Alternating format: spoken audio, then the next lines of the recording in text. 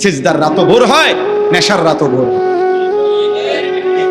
হ্যাঁ, আজ রাত যে যুবক আল্লাহকে সিজদা দেয় তারও ভোর হয়, যে মদের নেশায় পড়ে থাকে তারও কি হয়ে যায়, ভোর হয়।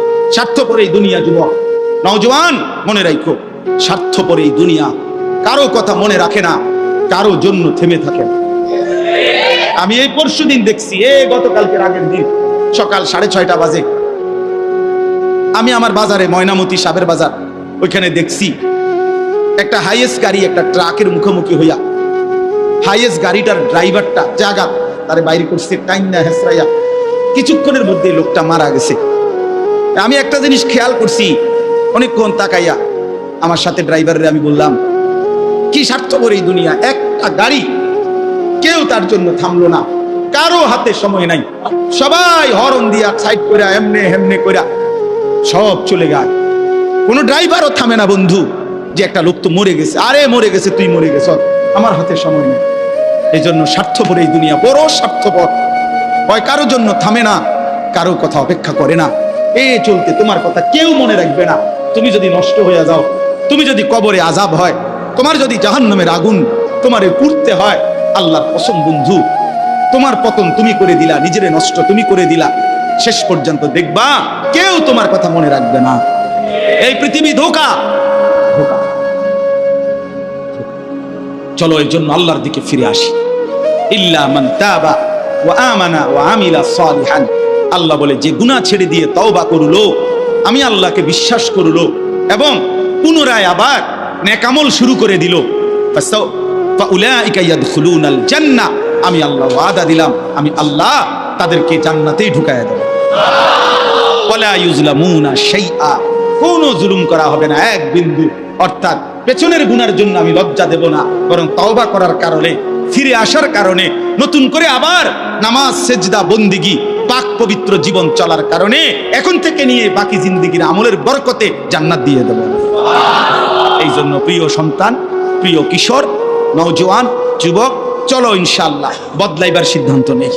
সবাই এই পরিমাণ শাহওয়াত, এই পরিমাণ অবৈধ কামনা বাসনা, নারী ছবি, অশ্লীলতা, বেহায়াপনাতে মাতাল হয়ে গেছে বন্ধু চারিদিকে, সমাজের চারিদিকে। হজ্জের সফরে ছিলাম, যে কয়দিন যাই খোঁজ খবর নিছি, দেশের খবর একটাই, হত্যা, খুন, ধর্ষণ, নারী নির্যাতন।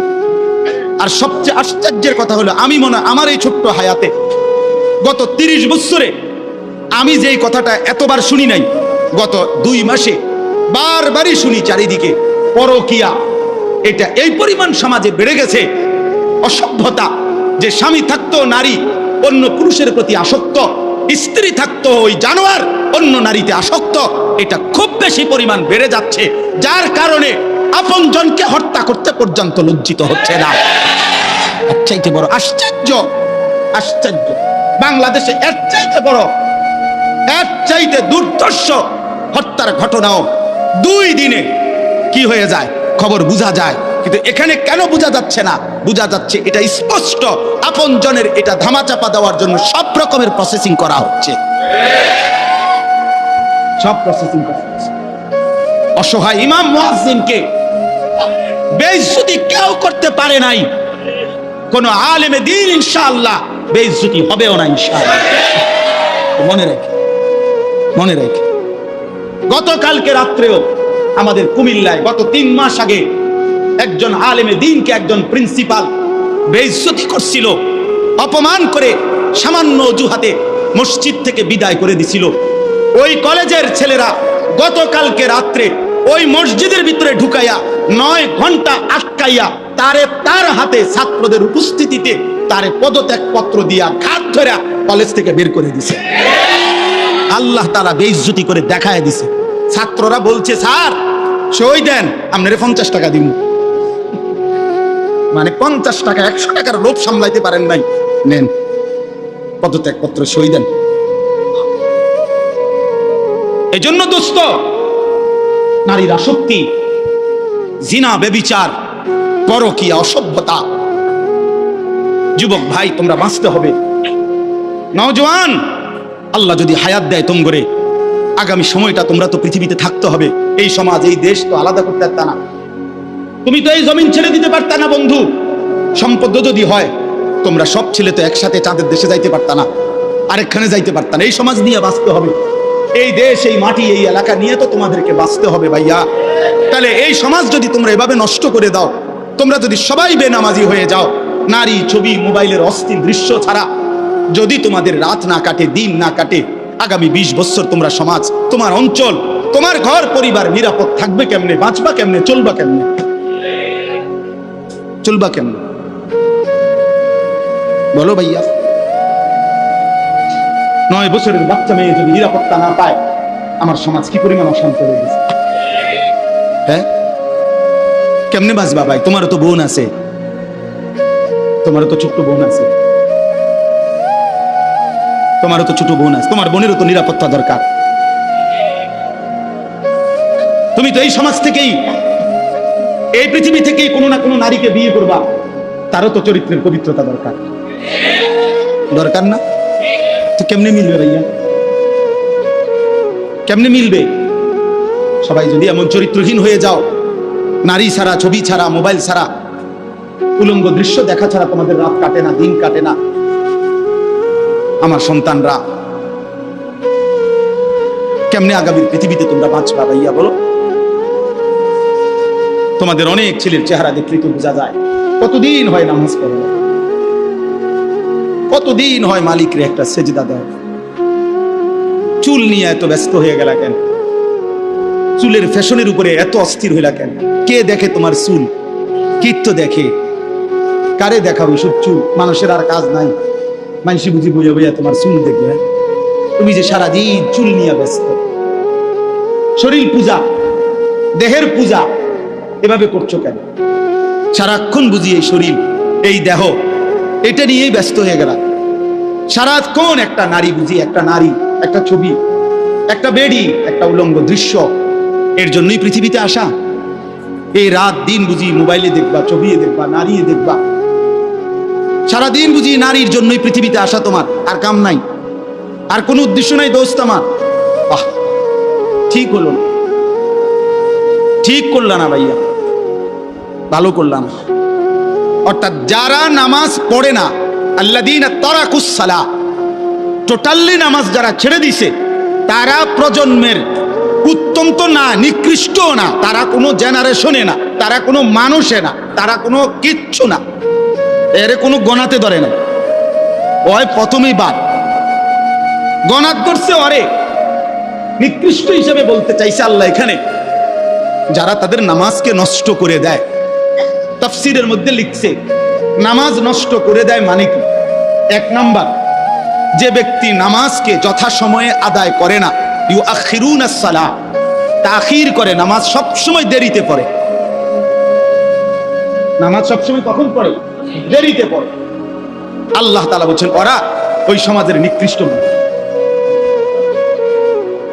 ফাওয়াইলুল লিল মুসাল্লিন আল্লাযীনা হুম আন সালাতিহিম সাহুন।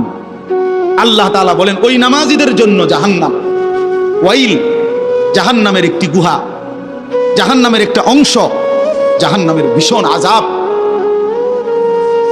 আল্লাহ তাআলা বলছে তারা আল্লাযীনা হুম আন সালাতিহিম সাহুন, যারা তাদের নামাজের মধ্যে সাহুন, অলস, নামাজকে সবসময় দেরি করে, নামাজকে সবসময় দেরি করে। জোহরের আজান হইছে 1টা বাজে, এবারটা জোহরের নামাজ পড়তে গেছে সোয়া 4টা বাজে, ওটা নামাজ পড়ছে লুঙ্গিটারে বইটা গামছা একটা কান্দে দিয়া রুকু সিজদা 3-4টা মেরে দিল। এটা নামাজ পড়লে আর কি করতাম হুজুর, সময় কুলাইতারে না। কিরছেন আপনি? ঘাস কাটছে, এতক্ষণ গরু গোসল করাইছে, গরু গোসল করাইছে। গরু গোসল করানোটা খুব দামি দরকারি বিষয়। তো নামাজকে এরকম প্রতিনিয়ত যে বিলম্ব করে, বিলম্ব করে, আল্লাহ তাআলার কোরআনের ভাষায় তারা নিকৃষ্ট মানুষ, নিকৃষ্ট মানুষ। আদাউস সালার অন্তর্ভুক্ত, আদাউস সালার অন্তর্ভুক্ত নামাজকে বিলম্ব। আচ্ছা, হাদিসের মধ্যে আছে, কোরআনেও আছে, যে ব্যক্তি নামাজে অবহেলা করে, আল্লাহর কসম, আল্লাহও বলছে, নবীজিও বলছে, সে মুনাফিক। ইন্নাল মুনাফিকিনা ইউখাদিউন আল্লাহ ওয়া হুয়া খাদিউহুম ওয়া ইযা কামু ইলাস সালাতি কামু কুসালা।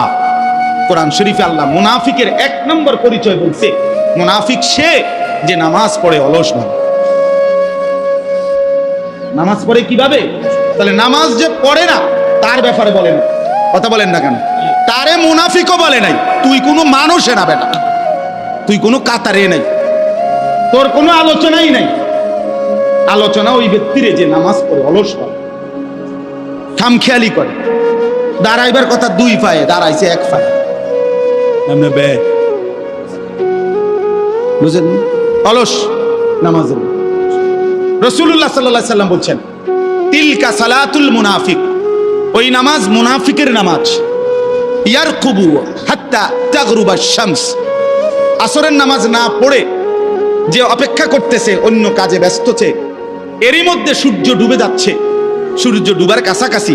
হাত্তা কানাত বাইনা কারনাই শাইতান, সূর্য ডুবার সময়ে শয়তান তার দুই শিং সূর্যের পাশে বাড়াইয়া দেয়। আল্লাহ নবী সাল্লাল্লাহু আলাইহি সাল্লাম বলেন, কামা ফানাক্কারা আরবাআন, সূর্য ডুবে যায়, এই সময় ওই আসরের নামাজের জন্য দাঁড়াইয়া 4 রাকাতে যেন 4টা ঠুকর মারছে। লা ইয়াযকুরুল্লাহ ইল্লা কালিলা, ঠিক মতো তাসবিহগুলো নামাজের আদায় করে নাই। রাসূল বলছে 3 বার, ওইটা মুনাফিকের নামাজ, মুনাফিকের নামাজ, মুনাফিকের নামাজ, মুনাফিকের নামাজ। তোর মতো নিকৃষ্ট নির্লজ্জ বেহায়া আল্লাহর জমিনে তো কোনো কুত্তাও হয় না, কোনো কুত্তাও তো এরকম হইতে পারে না। কুত্তাও যদি আল্লাহ তাআলা সেজদার হুকুম দিত তো সে দিত, তাকে তো আল্লাহ সেজদার হুকুম দেয় নাই, এই জন্য সে সেজদা দেয় না। তুমি নাফরমানের তো আল্লাহ সেজদার হুকুম দিছিল, দিলা না কেন? তোমার তুলনা তো জানোয়ারের সাথে হয় না, এই জন্য তো আল্লাহ বলছে বালহুম আদাল, ওই জানোয়ারের চাইতে নিকৃষ্ট। ওর উদাহরণ নাই, ওর তুলনা কুকুরের সাথেও না, ওর তুলনা শুকরের সাথেও না। আল্লাহর কোন সৃষ্টির অন্তর্ভুক্ত না। বলো মিয়া, এত বিবেকহীন কেমনে হইলা? আফা হাসিবতুম আন্নামা খালাকনাকুম আবাসান, কি ভেবেছো বান্দা আমি তোমাকে অনর্থক বানিয়েছি? তোমাকে আমি একদিন, আমি আল্লাহ 1 সেকেন্ডে চাইলে পারি, কুন ফায়াকুন, আমি হও বললেই হয়ে যায়। সেই আমি 9 মাস কেন লাগাইলাম? 9 মাস লাগাইলাম। আরে বলো কি ভাঙ্গা? নিজ হাতে খালাকতুহু বিয়াদিয়া, আল্লাহ বলেন আমি আমার নিজ কুদরতি হাতে আমার বান্দাকে আমি বানাইছি, আমি বানাইছি। বড় যত্ন করে 1 ফোঁটা নাপাক পানির মধ্যে এত চমৎকার ডিজাইন পৃথিবীর কেউ কল্পনা করতে পারে না। ইন্না খালাকনাল ইনসানা মিন নুতফাতিন আমশাজ, বীর্যের 1 ফোঁটা থেকে আমি আল্লাহ তাআলা মানুষকে বানিয়েছি। এত সুন্দর চমৎকার নাক কান ডিজাইন। কোন পানির 1 ফোঁটার উপরে, 1 ফোঁটা পানির মধ্যে কেউ কোনো ডিজাইন করুক, কি দিয়ে করবে? পানির উপরে ডিজাইন করে কেমনে? আবার রব্বুল আলামিন বলে সেই পানির নাপাক ফোঁটা দুর্গন্ধযুক্ত, আমি তার মধ্যে এমন সুন্দর একটা ডিজাইন করেছি।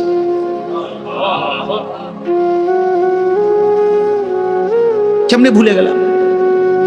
মা গাররাকা বিরাব্বিকাল কারীম, আমার মতো মেহেরবান দয়ালু মাওলা 24 ঘন্টা যে তোমাকে অজস্র অগণিত নিয়ামত দিচ্ছি, এই আসমান জমিন, এই চাঁদ সূরজ আলো বাতাস,